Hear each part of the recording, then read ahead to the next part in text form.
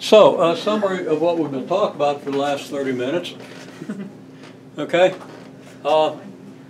We've got this graph. The solution to f of x equals 2 would be, well, 2 is like here. So f of x equals 2, that would be at this point, and at this point, and you can find your x values, right?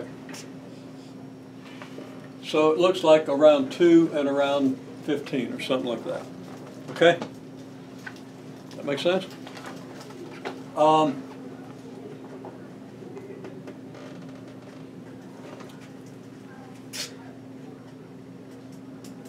Then f of 5 equals what? Well, we come up to 5, which is about here. We go over here. I'm sorry, we come up to 5, which is about here. And we come up to here. We find that most people said around 4. Okay? And people did well with that. Okay? Now, looking at what we did previously with this function, we found where f of x is 3. Okay? 3 is here. You know, this is 6, this is half of it, that's 3. So there's 1, 2, 3, 4, 5, 6. So 3 occurs when x is 2.3. Now, we want to interpret this in terms of meanings. And the meaning is, this is the price of your widgets in dollars. This is your profit in hundreds of thousands of dollars for your company. Okay? So, for example, the point 14.3 means, well, 14 is the price of your widgets. You sell your widgets for $14. Okay?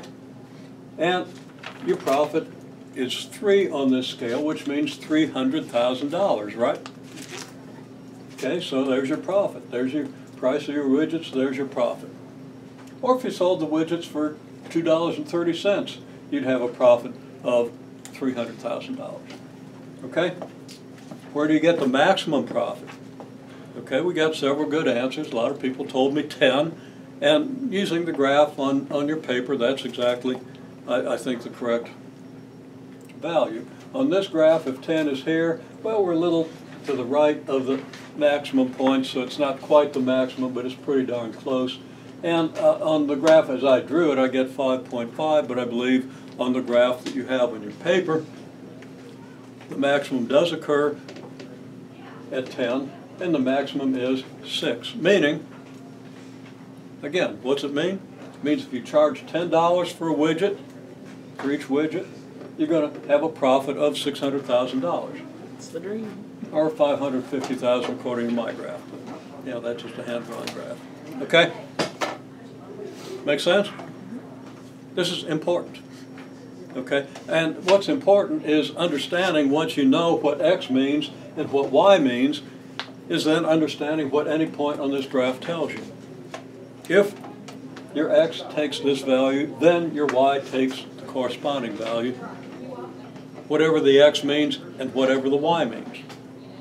Now, you have 6 problems in this part of the document, and each one has a different interpretation. Okay? There's one where it's just the value of an investment. Okay? Versus a number of years. So if x is number of years, f of x is how much your investment is worth, right? Another one is population of some species on an isolated island, okay? And that one actually has a kind of an interesting graph. It's not like any of the graphs you've seen, but we're going to talk about that function, called a logistic function. And it's kind of an idealized model. It doesn't work all that well, but it's a point of departure for studying certain types of population dynamics. It'd be very important. Okay? And logistic functions apply in many other places, but probably easiest to understand with populations. And then if you understand the logistic function, there's a very good chance you're going to encounter one at some point, and you'll know how to interpret it. Okay, in a different context, you'll be able to interpret it. We have one that has the spacing of plants. If you space them too close, you don't have much yield. spacing too far apart, you don't have much yield because there aren't that many plants. So you got to find the sweet spot. Okay? So we have 6 interpretations here. That's only a few of them. There are a couple more. One of them is average annual temperature, which fluctuates up and down and up and down. Okay? With a function that you're not at all familiar with. I'm going to tell you enough about that function to answer some questions.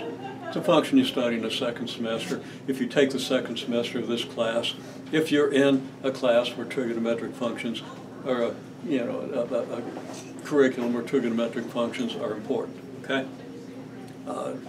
Don't usually use them in an applied calculus course.